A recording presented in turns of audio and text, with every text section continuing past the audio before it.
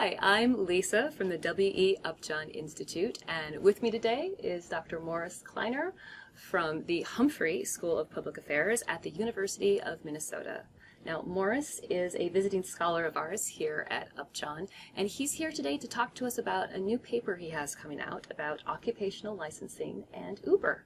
So thanks for joining me, Morris. Well, I'm delighted to be here, and thank you for the opportunity to talk about the paper. It's always a pleasure. So as an expert in the field, you've written extensively for us on occupational licensing, and we're really grateful for it. But what brought your attention to Uber?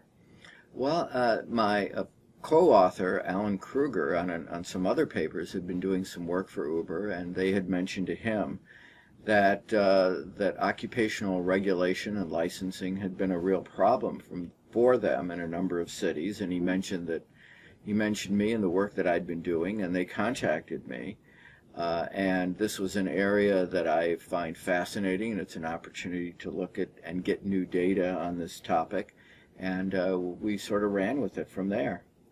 Great. So as a researcher, I know how hard it can be to get good granular data on workers. You often have to camp out at a federal data center, and even then it's a really long battle sometimes to get clearance to even publish. So how did you get such incredibly rich data from Uber?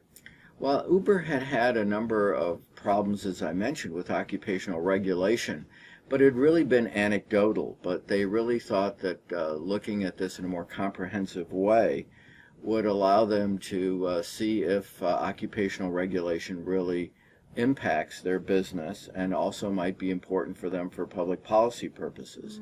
So they approached me, as I mentioned, and they allowed me to use this data. I'm not a consultant, I'm not paid by them, but this would allow me to analyze the data the way that we think it is appropriate, without their being consultants or without their having any fiduciary, or without my having any fiduciary responsibility to them. So completely clean and unbiased. Well, that's the hope, yes.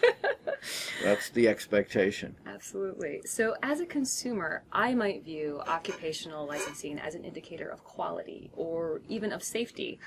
But your analysis disagrees with that notion for this particular occupation. Can you speak to that? Yeah, we would certainly hope that more regulation would result in better outcomes, and certainly that's the expectation. But in this case, the way that both customers rate the drivers, that anytime you get out of an Uber, you're required to rate that driver in terms of their quality, and also through the app, the company can monitor hard stops or hard accelerations, and the consumer has the ability to complain to the company about the driver. So this allows, through the consumer and through the company, to make sure that there's higher quality than perhaps even government could provide. Wow, I hadn't really thought about that, how it's kind of a dual control for the consumer and from the company. That's really interesting. It's almost like we're back to medieval guilds with organizations restricting access to certain occupations and making it much harder to make those transportable between states. So how did we get here? Well, this is there are a number of reasons for this. Part of this is the change in the economy, the movement after World War II away from manufacturing, which dominated the U.S. economy in the 50s and 60s, to the service industries, which now dominate the economy. In manufacturing, there was a web of rules through union rules and through general personnel practices in manufacturing.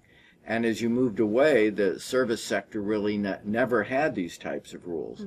And the associations such as attorneys and doctors and other professions lobbied the state legislatures largely in order to establish these web of rules that govern entry, mobility, the ability of individuals to move to this country and practice an occupation, as well as individuals who may have been incarcerated, who largely cannot practice in a licensed occupation.